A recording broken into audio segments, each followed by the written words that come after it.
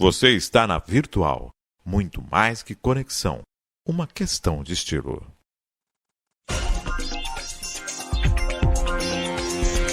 Virtual News.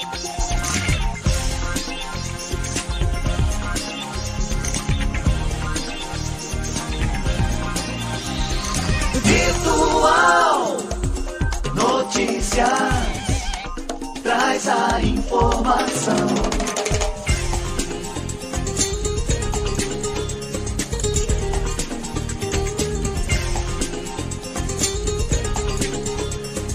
Virtual News. 9h mais 44. Bom dia para você. Começa agora o Virtual News desta quarta-feira, dia 14 de junho de 2023. Um bom dia aos poderes constituídos, ao Executivo, ao Legislativo e ao Judiciário. E um bom dia especial para você, que faz parte do quarto poder, que é a sociedade organizada. Manhã de frio, manhã de chuva, né? O outono aí chegando daqui a pouquinho ao seu final e o inverno tomando conta, apesar do El Niño, né?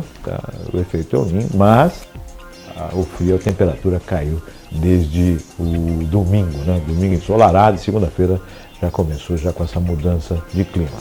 Para quem tem problemas aí com essas mudanças de clima, atenção, né? Problemas respiratórios, gripe, febre, tosse, aquela coisa toda, principalmente nas crianças. 9h mais 45 para você que nasceu nesse dia 14. Parabéns, tudo de bom, Deus abençoando a sua vida hoje e sempre. Feliz aniversário. E hoje é dia de estreia na bancada do Virtual News. Hoje começa conosco Denise Brito, que vai estar participando aqui. Denise, que é advogada também, empresária, né? Administra uma das empresas aqui em Cubatão. Esse bate-papo conosco, mais uma mulher fazendo parte dessa mesa do Virtual News. Maria Clara nos comandos, comentário, Denise Brito. Bom dia, Maria Clara, bom dia, Denise. Bom dia, Márcio, bom dia, Maria Clara, e bom dia a todos que nos assistem e nos ouvem. É um prazer estar aqui, Márcio, estreando nesse programa. Nervosa? Não, tá tranquilo. Tranquila? Que maravilha, por isso que eu gosto de ver. Advogado é treinada pro improviso, né? A gente treina bastante na audiência, né, para falar, então. Segurança, isso é muito bom. Isso. 9h mais 46. Vamos para a pauta do Virtual News desta quarta-feira. Vamos para as matérias que fazem parte hoje do programa. Principais notícias desse dia 14 de junho de 2023.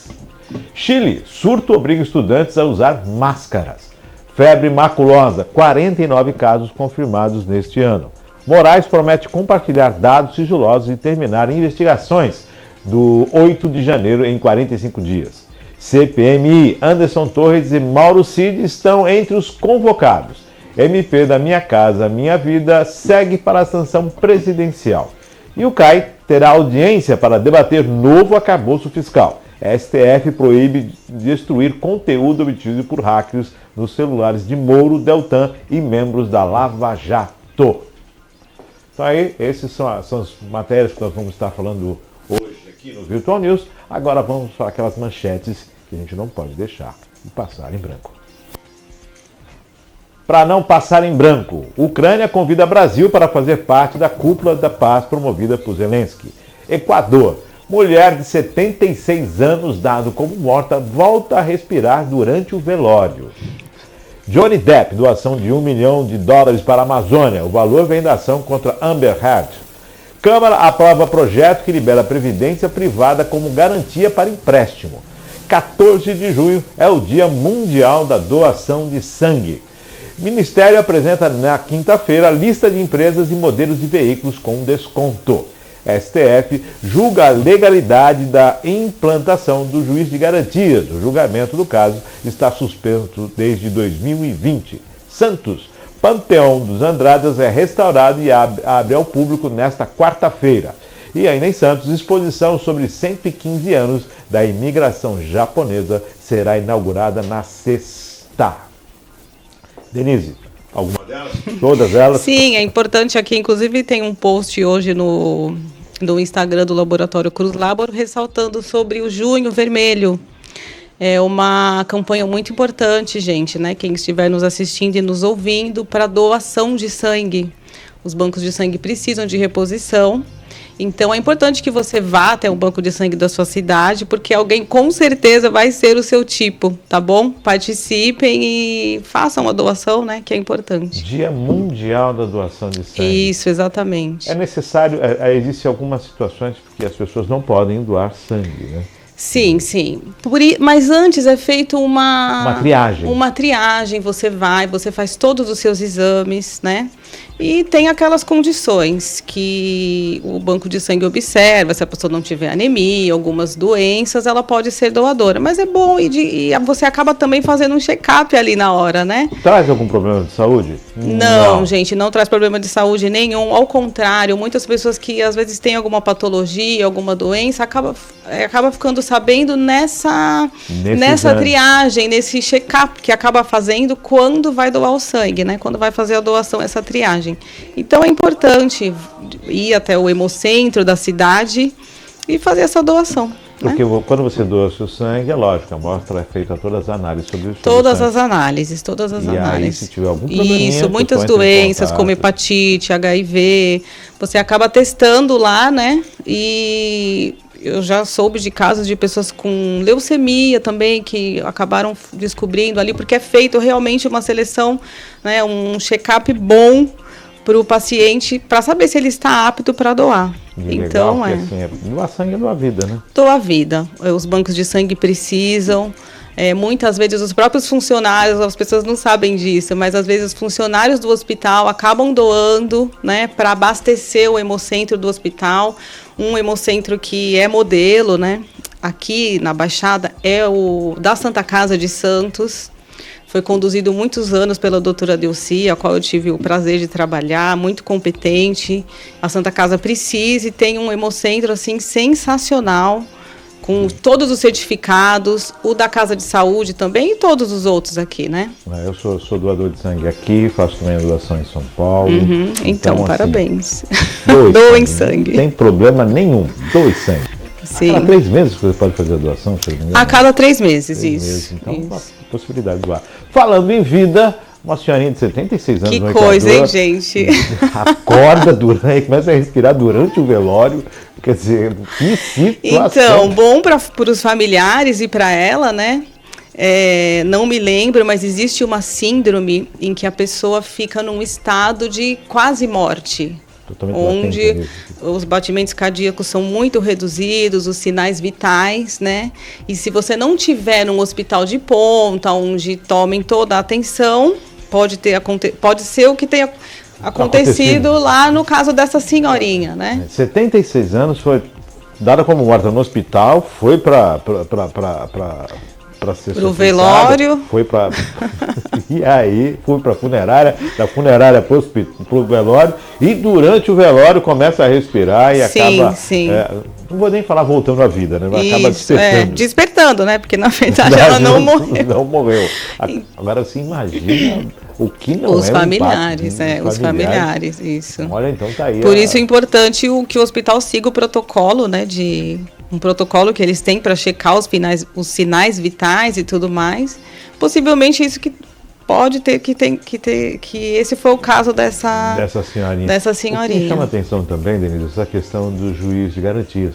Estava suspenso desde o ano passado e que esse julgamento é muito aguardado ainda. É um julgamento aguardado e que também precisa de uma análise, porque uma vez que esse julgamento saia e isso seja aprovado, o judiciário precisa estar preparado para absorver e implantar isso de verdade, né? Porque senão vai ser só mais uma lei que não vai... Acontece no topo, mas não é implantado na base. Isso, como muita coisa aqui na nossa legislação, né? Está na lei, mas na prática, né? Não vai ser viável esse juiz de garantia? Como é que vai ser, né?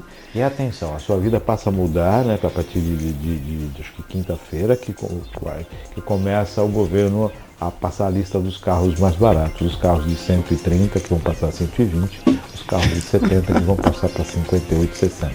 Então, atenção. Sim, sim. É como o presidente fez uma live essa semana, né? Se eu não me engano, foi ontem. Não, foi na segunda-feira. E foi muito curioso, né? Duas coisas me chamam a atenção nesse ponto. O quórum, que era bem baixo, né? Para um presidente que foi eleito com quase 50%, ou mais de 50%, né? Um pouco mais. O quórum de audiência foi muito baixo, mas me chamou a atenção uma declaração que ele fez para o repórter, né? Você vê, nós já liberamos o carro, né? Os carros populares e mais baratos, como se esses carros já estivessem na garagem das pessoas e não estão. Então, assim... Tem que pagar, tem que exatamente, comprar, tem toda essa situação. Isso. Um detalhe também que ele falou a respeito do Ministério do Namoro, né? Ele falou ontem a respeito disso. Acho que ele está confundindo que o Japão está incentivando a natalidade, né? E ele está incentivando o relacionamento. Sim. Não sei qual é. Não é o nosso problema. Não é o nosso problema. Mas aqui no Brasil nós não temos esse problema. Então está muito solteiros, ele está fazendo esse Ministério do Namoro. 9 horas mais 54 minutos. Vamos às matérias desta quarta-feira. Chile. Surto obriga estudantes a usar máscara. Os estudantes chilenos terão que voltar a usar máscaras de proteção nas escolas diante do maior surto já registrado no país do vírus sincial respiratório VSR, que anunciou nesta terça-feira o Ministério da Saúde.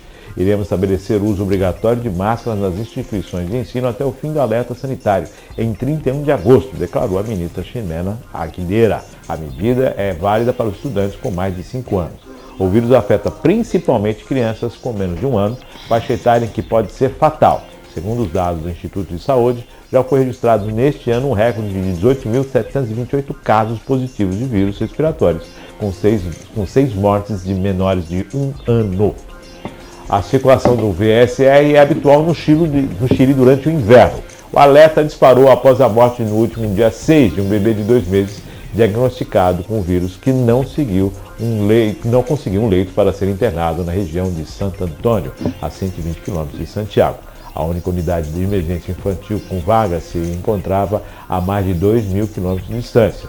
O aumento das infecções mantém cheios os serviços de emergência pediátricos, onde a ocupação hoje era de 93%. Como medida preventiva, o Chile mantém em vigor o alerta sanitário.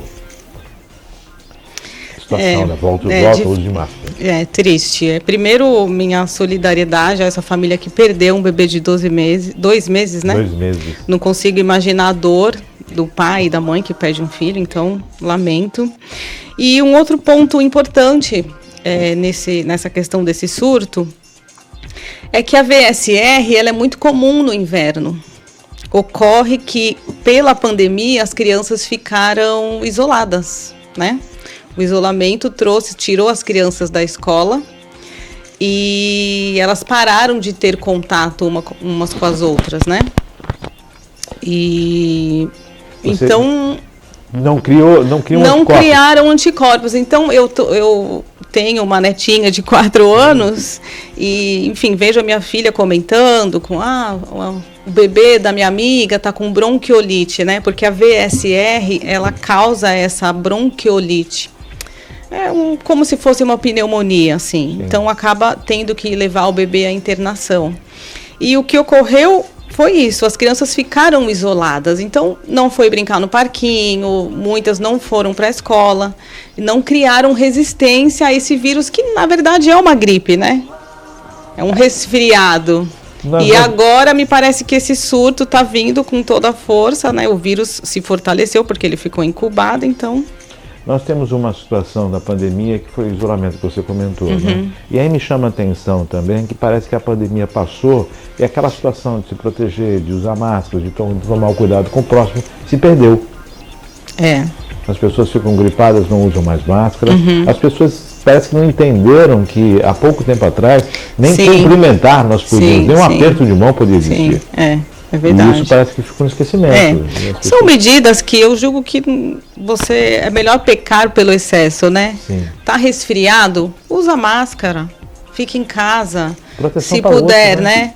E a gente vê, às vezes a pessoa está resfriada, vou visitar os familiares que têm crianças e tudo, mas é um cuidado que não vai trazer nenhum prejuízo, ao contrário, né? E você falou dessa questão das crianças, a infância em que a gente ficava brincando com os amigos ali, né, jogando bola, jogando peca, brincando e tudo mais, tinham todo um contato, o pessoal, olha só, tá sujo de terra, tá isso, tá aquilo, mas era o contato com o meio ambiente. Era o contato com o meio ambiente e nós, né, nossa geração, a gente brincava na rua, na terra. Como as crianças estão hoje? Todas fechadas em escolinhas. Sem esse contato mais aglomeradas, né? Sem esse contato mais com o ar, com a terra, e isso acaba diminuindo a resistência das crianças, né? E com a pandemia isso foi potencializado, porque elas ficaram muito tempo em casa, né? Não brincaram, ficaram reclusas, e agora com a volta das atividades escolares, agora não, né? Já tem um tempo, mas agora chegou o inverno. Então, essa questão de gripes, resfriados, essa bronquiolite que a VSR causa, me parece que vai ser acentuada, vai aparecer. No Chile, e de repente você está na sua casa e começa a ficar de olho. Isso, ficar de olho porque os sinais são de resfriado, né? Sou advogada, mas fico atenta nessa questão porque tenho a minha netinha, né? Enfim. E então é febre, é dor de cabeça, um sintoma de gripe mesmo, nariz entupido, né?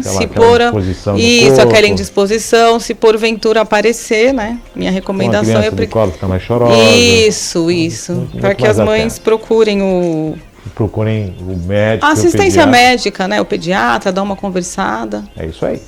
10 horas, vamos a mais uma matéria. Febre maculosa, 49 casos confirmados neste ano. 49 casos de febre maculosa, sendo 6 mortes já foram confirmados no Brasil neste ano. A região sudeste é que concentra a maioria das contaminações, com 25.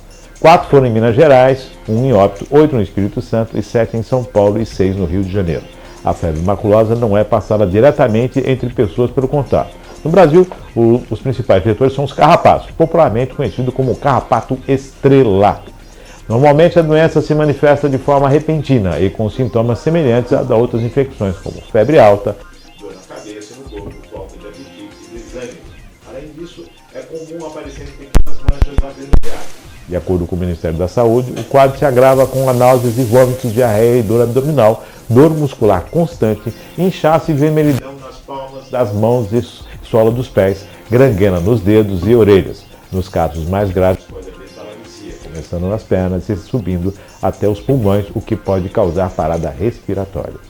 No final de abril deste ano, um homem de 54 anos que morava em Manhuaçu, na região da Zona da Mata, em Minas Gerais, morreu em decorrência da doença. Outras 2 mortes pela febre maculosa também podem estar ligadas a Minas. Um casal que morava em São Paulo esteve no distrito Monte Verde, no sul do estado, e na semana anterior em Campinas, no interior de São Paulo. Ambos morreram depois de serem internados com febre e dores na cabeça. Os médicos, a mulher relatou marcas de picada de inseto pelo corpo. A fonte é do estado de Minas Gerais, o Estadão. Bom, nós tivemos essa semana o caso da dentista, né, e do piloto. Sim. Eles estavam em Campinas, né, na região de Campinas, ali em Monte Verde. Eles estavam num sítio participando de um evento. Me parece que ele era corredor de automobilismo, enfim. Então, e ontem, dando uma pesquisada, né, as pessoas meio apavoradas. Febre maculosa. Primeiro, calma. A febre é causada pela picada de um carrapato. Então, o contágio não se dá como o caso que a gente estava falando anteriormente da VSR, né? Que aí sim é por saliva, por gotículas, por contato, né? Com as gotículas. A febre maculosa, ela é causada pela picada do carrapato. Então, você precisa estar num ambiente onde tem o carrapato e ele te pique. Esse carrapato específico, que é o carrapato estrela. Específico, exatamente. Então, é mais difícil ainda, né? Sim. E me parece que o caso acontece, né, nessas regiões de mato, de sítio, onde o carrapato está, né? Esse caso de Campinas foi isso. O pessoal estava num sítio. Eu não sei se saiu o laudo quanto ao rapaz, mas a dentista foi confirmado febre. Ele estava aguardando o laudo dele, se seria confirmado febre também. E os dois triste, né? Triste e lamentável. Simultaneamente. Então, realmente, preocupante saber onde estavam e onde é que está esse exato, corpo, né? Exato, porque também é até compreensível que as pessoas fiquem com medo, né? Porque você fala que, mas é um carrapato que está lá no mato. Eu me lembro que antes da pandemia, em agosto de 2019, meu irmão comentou comigo, ele falou, se você está acompanhando um surto que está tendo lá na China, do coronavírus e não sei o quê. E eu me lembro, assim, de ter brincado, falar, mas isso é lá na China, isso nunca vai chegar aqui, né? E eu me lembro que, meu irmão é biomédico, né? E ele acompanha muitas notícias internacionais, e eu me lembro que ele falou, não, mas o caso é grave. E eu, na época, né, falei, não, esse vírus não vai atravessar o oceano. E, no fim, não foi o que a gente viu. Ele se espalhou por todo mundo, sim. Eu lembro que o pessoal falava, no Brasil ele não vai se adaptar, porque é o clima quente, não teve nada dessas teorias, não teve de pirona do SUS, como o pessoal brincava. Não teve Aqui é muito calor, né? Não. O vírus não quis saber de barreira territorial, climática, nada disso, né? Não, realmente. Então tá aí, a questão da febre maculosa. Do carrapato. Vamos a mais uma matéria? Vamos à próxima matéria, esta manhã de quarta-feira. Moraes promete compartilhar dados sigilosos e terminar investigações de 8 de janeiro em 45 dias. O presidente da CPI dos atos, Arthur Maia, do União, disse que o ministro do Supremo Tribunal Federal, Alexandre de Moraes, prometeu compartilhar dados sigilosos das investigações sobre os ataques de 8 de janeiro. O anúncio foi feito pelo parlamentar após reunião entre ambos. Segundo o deputado, a colaboração ocorrerá em 2 momentos. Informações de investigações finalizadas serão entregues imediatamente à CPI e já os inquéritos que ainda possuem diligência serão compartilhados em até 45 dias. Esse foi o prazo estabelecido pelo magistrado para o fim de todas as investigações relacionadas aos ataques aos 3 poderes. O parlamentar afirmou que ainda que defende a convocação de acusados com inquéritos abertos apenas após o prazo de 45 dias, como é o caso do ex-ministro da Justiça de Jair Bolsonaro, Anderson Torres. Ele ressaltou, porém, que ainda precisa falar sobre o assunto com os demais integrantes da comissão. Claro, se entendemos que é o melhor esperar 45 dias, não há problema. Não haverá nenhum prejuízo. A CPI começou agora e ainda há 5 meses. O parlamentar também disse que houve aval do ministro do Supremo Tribunal Federal para que a CPI possa ouvir investigados nos presídios da Papuda e da Colmeia. Não tenho dúvida que esse material trará imensa colaboração. Eu vou ser bem direto aqui. Foi pedir a bênção? Sim, foi pedir a bênção para o iluministro. Mas, enfim, como advogado, eu tenho uma opinião, um pouco técnica sobre essa questão destas provas. A meu sentir, embora eu seja civilista, mas estudei direito penal, tive ótimos professores, todos os processos dessas pessoas presas no 8 de janeiro, e deixo aqui bem claro meu posicionamento, que sou totalmente contra tudo o que aconteceu, os atos de vandalismo, terrorismo, tentativa de golpe, se ficar comprovado, são todos rechaçados e não merecem nenhum tipo de guarida, não faço nenhum tipo de defesa. Contudo, todo esse processo dessas 1.000 e poucas pessoas que foram presas, elas não respeitaram o devido processo legal. Não houve individualização da pena, ninguém foi ouvido na audiência de custódia. Os que foram ouvidos foram feito uma audiência de custódia, que é uma coisa que eu nunca vi. Pegavam 300 pessoas e faziam uma audiência de custódia virtual para essas 300 pessoas, Não foi respeitado o processo legal. Esse é fato. Muitos advogados não tiveram acesso aos autos, o que é uma garantia constitucional, e é uma garantia, uma prerrogativa do advogado e um direito do preso. Então, assim, é um processo eivado de muitos vícios, técnicos e processuais.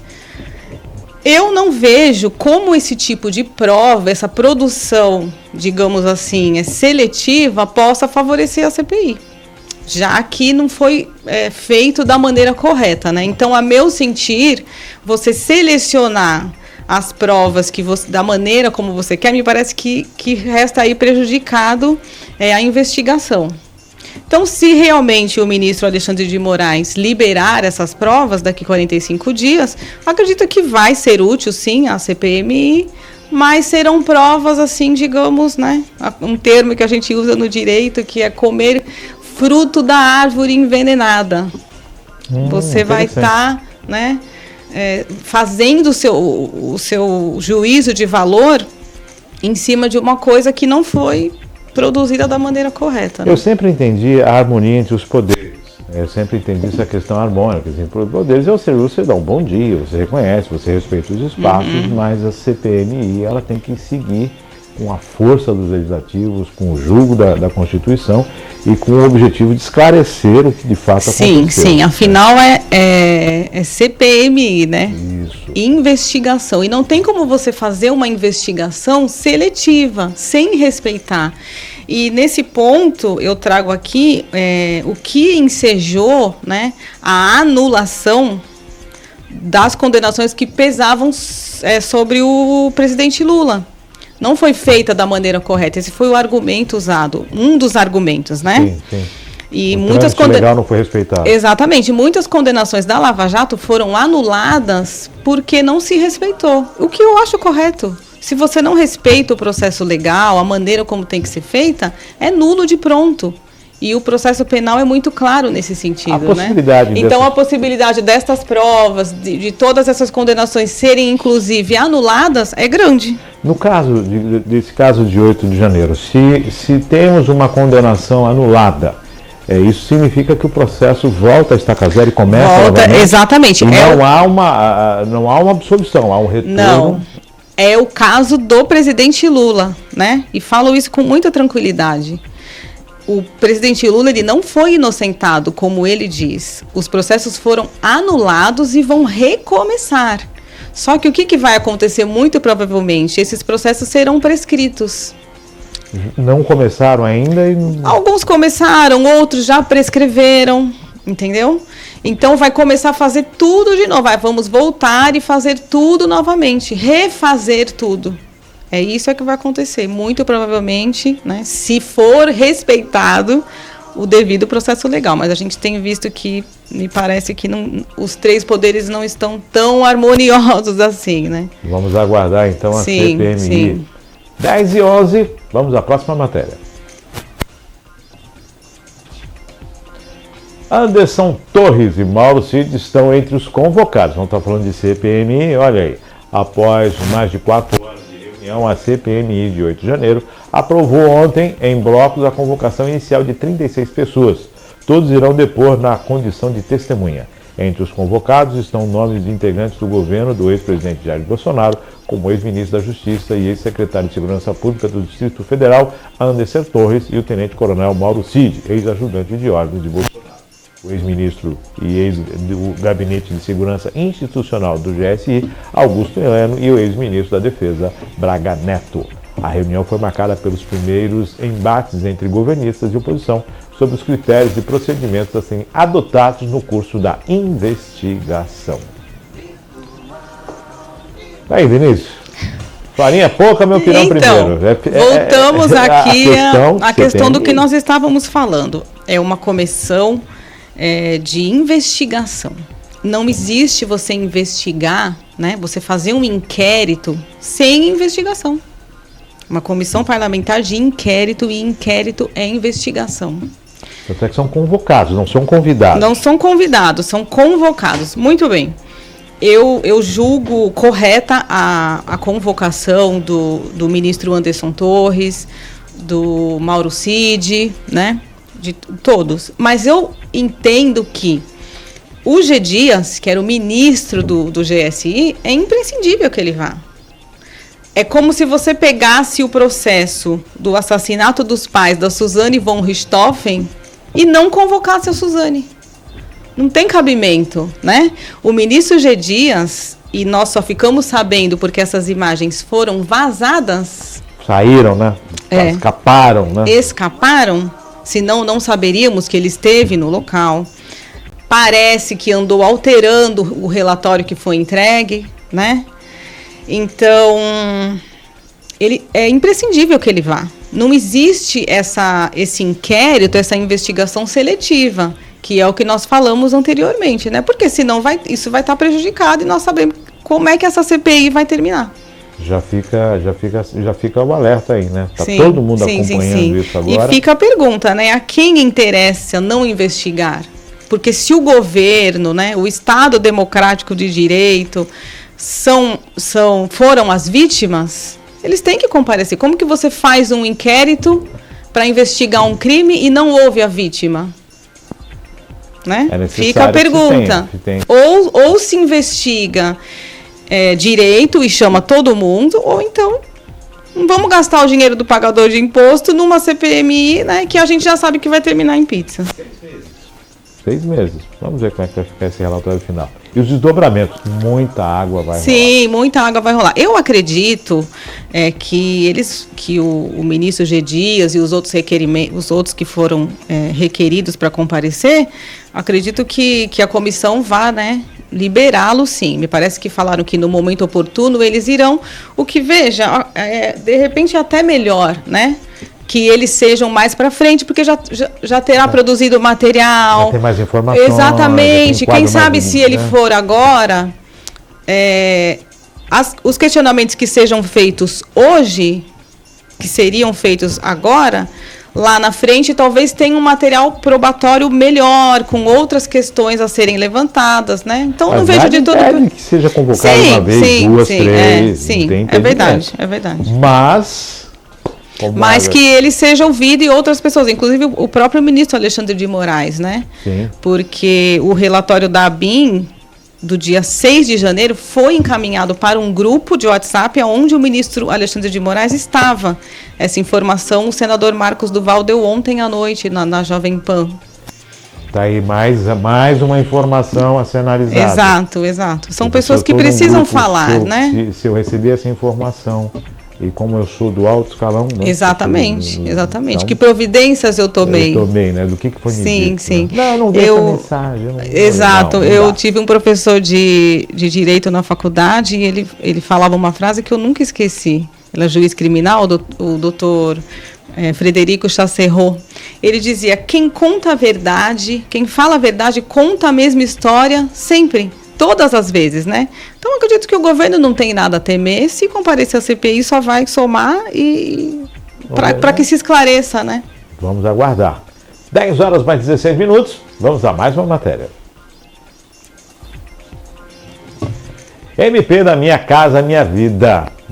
Minha Casa segue para a sanção presidencial. O plenário aprovou ontem a medida provisória 1162 de 2023, que retoma o programa habitacional Minha Casa Minha Vida, aprovada na forma de projeto de lei de conversão da PLV 14 de 2023 e relatada pelo senador Efraim Filho.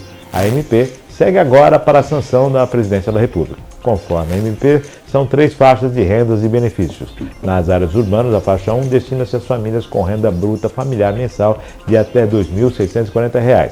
A faixa 2 vai até R$ 4.400 e a faixa 3 até R$ 8.000. Em áreas rurais, os valores são equivalentes, mas contados anualmente devido à sazonalidade e o rendimento nessas áreas. Assim, a faixa 1 abrangerá as famílias com até R$ 31.680 anuais e a faixa 2 vai até R$ 52.800 e a faixa 3 até R$ 96.000. A atualização dos valores poderá ser feita por ato do Ministério das Cidades, pasta que coordenará o programa. Além dos fundos habitacionais, poderão financiar o programa recursos vindos de operações de créditos de iniciativa da União firmadas com organismos multilaterais de crédito, o Banco do BRICS, por exemplo. O orçamento poderá também alocar subvenções para assegurar o equilíbrio econômico-financeiro das operações realizadas pelos bancos participantes ou para parcerias público-privadas. Denise, o que me chamou a atenção é a diferença entre a questão do rural e do urbano. Sim, O ganho rural ainda, a gente tem uma ideia, né? A gente fala do agronegócio, fala da pujança de muitas coisas do campo, a gente sabe que o campo é a grande alavanca do país, e de repente a gente se depara com essa condição, né? A faixa salarial ainda muito menor, a gente fala tanto em equiparação, igualdade, acho que precisa reconhecer e valorizar mais o campo. Né? Esse ponto é muito bem ressaltado, eu acho que isso precisa ser equiparado para quem mora no campo. E outros 3 pontos também me chamaram a atenção nesse novo projeto, né, nesse novo formato do Minha Casa Minha Vida. Um deles é que para a primeira faixa, me parece que o governo vai subsidiar até 100% dessas casas. O que não me parece assim que... Não falo nem numa questão de justiça, mas talvez se você não custear pelo menos uma parte... você perde aquela sensação de pertencimento, né? Ainda que seja uma parcela pequena, né? Eu acho que mesmo que seja o primeiro patamar da menor faixa, né? Sim. A pessoa precisa pagar alguma coisa, ainda que seja um valor assim simbólico, precisa pagar, sob pena de prejudicar os outros, porque se a primeira faixa não paga nada, a segunda ou a terceira vai acabar pagando um valor a maior, né? Então, isso me parece que precisa ser corrigido. Acho que a pessoa tem que pagar, sim, uma parte mínima que seja, para que possa valorizar esse imóvel, Márcio. Eu já atuei em alguns casos aqui da Defensoria, em que a gente sabe que a pessoa compra o imóvel do Minha Casa Minha Vida, né? Consegue, é sorteado e é uma coisa que é bom ressaltar aqui. A seleção será feita por sorteio, né? E depois a pessoa acaba vendendo, passando para outra, não pode vender, mas aí... Então, acho que essa questão de não pagar um valor, ainda que seja pequeno, talvez fomente ainda mais essa coisa de transferir para o outro, ou vender, ou colocar alguém para morar, a gente sabe que isso acontece, né? E uma outra coisa que precisa ser observada é que essas obras precisam começar e terminar. Só trazer um ponto aqui, em 2017, no Maranhão, teve uma obra imensa do projeto Minha Casa Minha Vida que estava paralisada. É uma notícia, inclusive, que saiu no G1. Paralisada. Iniciou-se as obras e parou. As obras foram iniciadas e a empreiteira, as construtoras, não terminaram. Casas boas, assim, terminadas já com janela e tudo, mas precisavam da parte de acabamento. Que não foi feito. Não foi feito, as empreiteiras, né, faliram, enfim, sumiram e essas casas não foram terminadas. Uma coisa que não é trazida e que precisa, né? Preciso saber quem são as empresas que irão fazer, exato, qual a garantia que essas empresas vão dar de conclusão do projeto. Como nós sabemos que a mãe do PAC, que a ex-presidente Dilma era chamada a mãe do PAC, né? Está no BRICS, no Banco BRICS hoje, né? Presidindo o BRICS. Presidindo o BRICS, então me parece que é um banco que vai entrar com esses subsídios, então a gente sabe mais ou menos como a banda toca. Então isso precisa ser muito bem observado, acompanhado, para que a gente não caia no lugar comum, né? No conto do vigário, né? No conto do vigário, dessas obras começarem e não terminarem, e o sonho da casa própria. Tomara que dê certo, a torcida é para que aconteça. Sim, sim, sim. Essa questão da estrutura do país precisa ser vista. O Brasil precisa trabalhar sua infraestrutura e habitação. Principalmente a questão da habitação, que é assim... E quando a gente fala em habitação, a gente não fala só na moradia, a gente fala na construção civil. Que na verdade é um dos lugares, dos setores que mais empregam. E principalmente mão de obras que não são qualificadas. O primeiro emprego começam também na construção civil. Sim. Eu vejo como uma ótima oportunidade de aquecer o mercado, né, do país alavancar, a construção civil traz muito isso. E a gente sabe que é algo que é um emprego de no mínimo 1 ano, 2 anos de seguridade ali, porque é o quanto tempo leva-se para construir uma obra. Agora você imagina um conjunto habitacional, ou então uma obra ainda muito maior, voltada com essa exato, mas considerando, né, os valores, outros bancos que poderão estar participando, tantas empreiteiras que vão ser contratadas para fazerem essas obras. Então, tudo isso precisa ser olhado muito de perto, porque, né? Muito de perto. 10 horas mais 23 minutos, vamos à próxima matéria. CAI terá audiência para debater o novo arcabouço fiscal.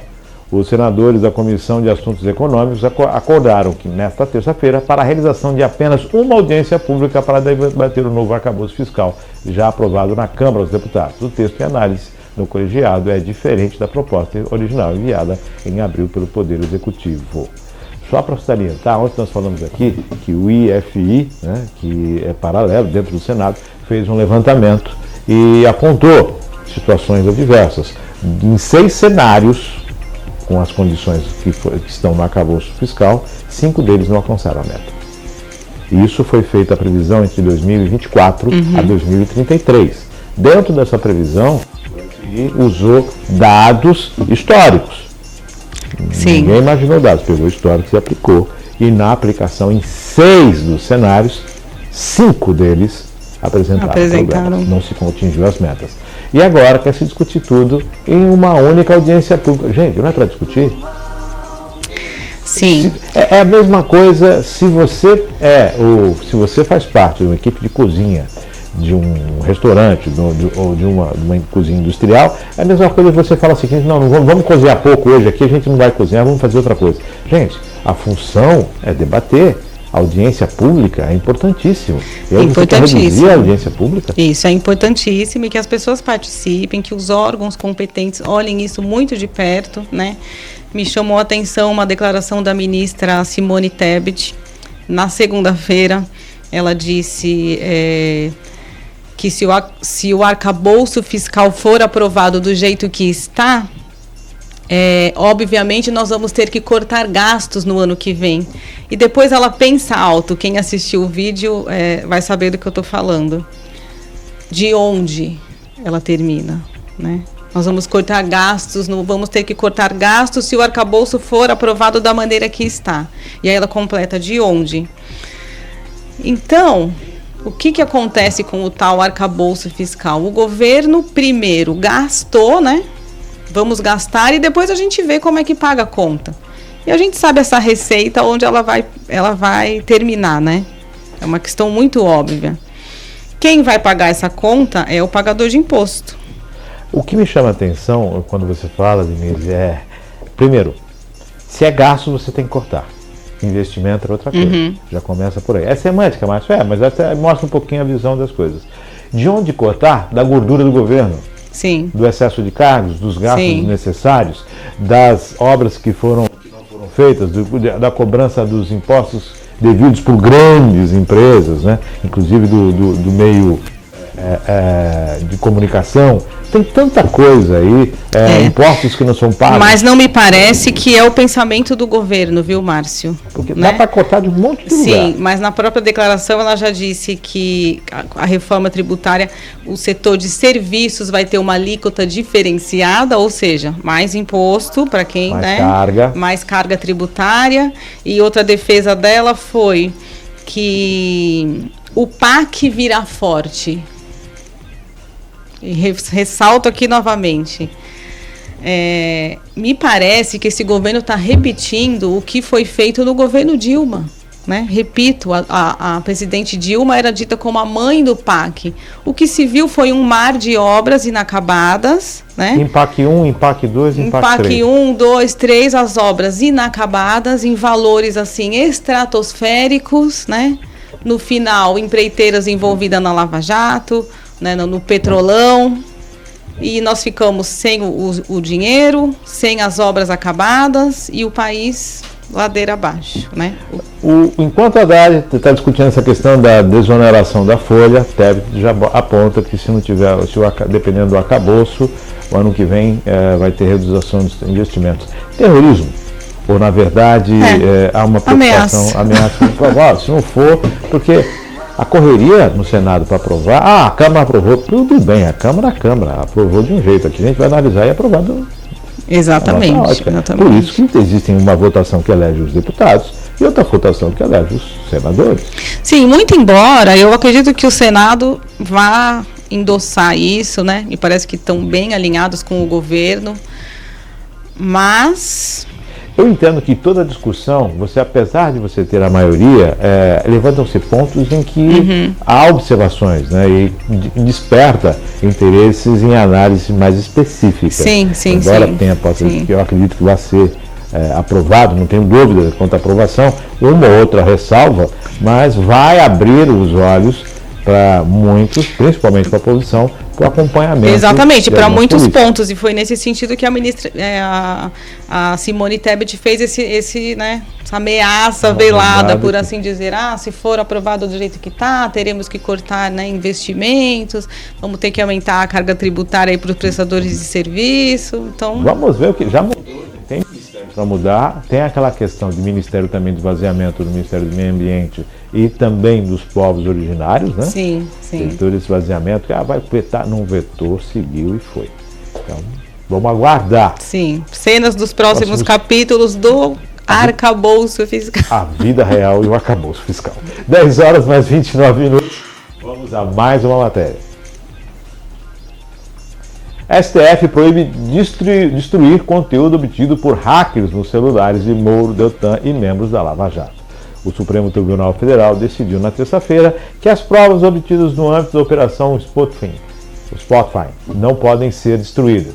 Entre o material que não pode ser descartado estão as mensagens de integrantes da Lava Jato obtidas a partir da ação de hackers que alimentaram a chamada Vaza Jato, série de reportagens do portal The Intercept, que revelou conversas entre membros da Força Tarefa com o ex-procurador Deltan Dallagnol e o ex-juiz Sérgio Moro.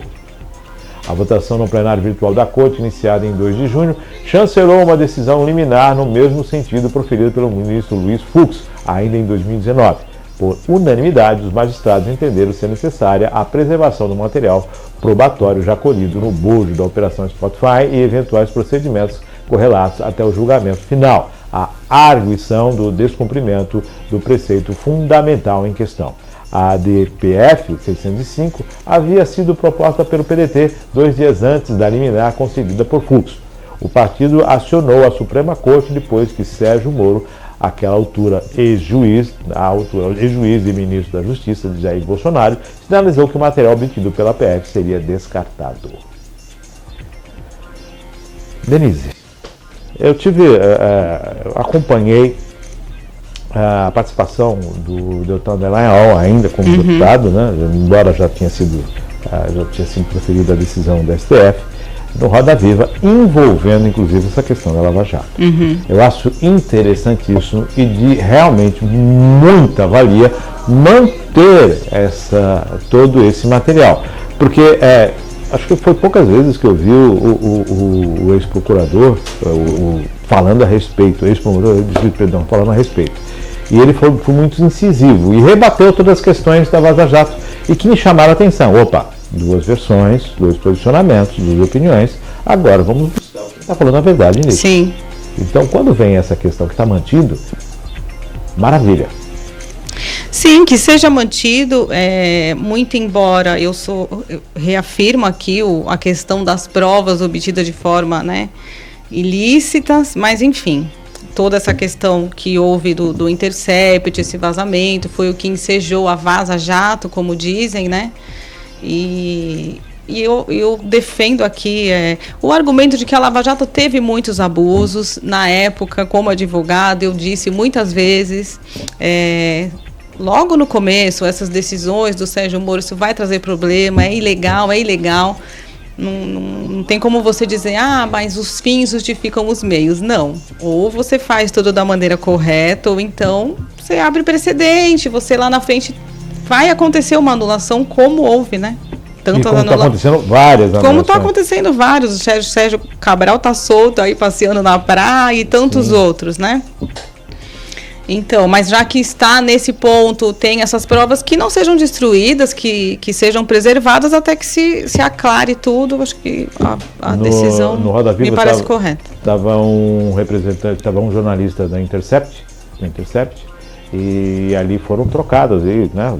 Foram confrontados. E realmente vale a pena você buscar e assistir esse programa para você tirar suas conclusões, né? E eu acredito que a manutenção dessas provas é realmente necessário. Sim, sim, e sim. que se traga à luz, como diria um amigo nosso, vamos acender a luz e mostrar realmente o que está acontecendo ali, né? Exato, exato. Essas que provas, seja... se realmente foi colocada de forma correta, se foi feito como declara a Vaza Jato, se a interpretação é correta, se foi mudada, tirada de contexto, tudo isso tem que ser colocado. Sim, precisa ser colocado e aclarado, né? Para que venha à porque, tona. Na verdade, as ações da Lava Jato, presidentes em outros países, ex-presidentes estão sendo presos. Sim. Então, olha só a repercussão de tudo isso. E se o negócio começou errado, pode estar sendo injustiçado alguém, ou se na verdade alguém que deveria ser culpado não é, tem que ser julgado. Tem que ser julgado, exatamente. É como a gente falou aqui no começo do programa, né? Volta-se tudo e refaz.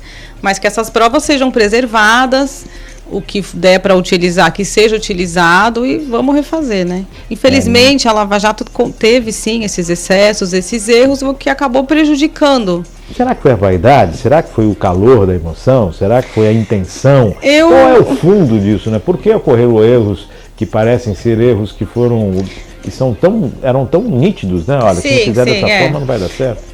Eu não estou usando esse termo aqui, erro, mas que foram teses defendidas pelo ministro Sérgio Moro. O STJ validou muita coisa, né?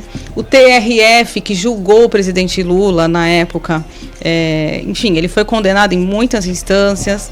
Então, no direito a gente diz que não tem, tudo depende, né? Não tem exato. É uma interpretação. É uma interpretação. Enfim... Mas, voltando na questão da vaidade, né, no início da Lava Jato, você para pensar, você é um juiz, né, comum. Hoje, senador Sérgio Moro era um juiz de uma vara comum, que estava lá em Curitiba, assim como nós estamos aqui pertinho do fórum, né? Sim. Enfim, e cai no seu colo um caso de corrupção, né? Embora tenham tido abusos, né? Abusos foram cometidos no conduzir do processo e muita coisa, mas eu acho que a oportunidade de você combater a corrupção e colocar, né, de fato na cadeia ou responsabilizar penalmente essas pessoas grandes é uma coisa que nunca aconteceu no Brasil. Nós não tivemos um caso desse. Então, acho que essa oportunidade de você punir essas pessoas, poxa, caiu aqui no meu colo, e aí começa a aparecer, né, o doutor Deltan, vou chamar de doutor, era deputado, mas foi procurador, ele fala isso, que você puxava um fio do novelo e vinham coisas assim escabrosas, né? Tanto que foi uma força-tarefa, se falava na época, né, para desvendar, porque a coisa era enorme. Então, acho que diante desse cenário caótico, absurdo, né, de crimes sendo cometidos dentro e fora do Brasil, do alto escalão ao baixo escalão, isso foi fazendo com que a vontade de punição, investigação fosse acalorada, né? E quando o volume é muito grande, talvez esses erros, essas arestas que ficaram, aconteceram por isso. O próprio Dr. Deltan falou isso, né?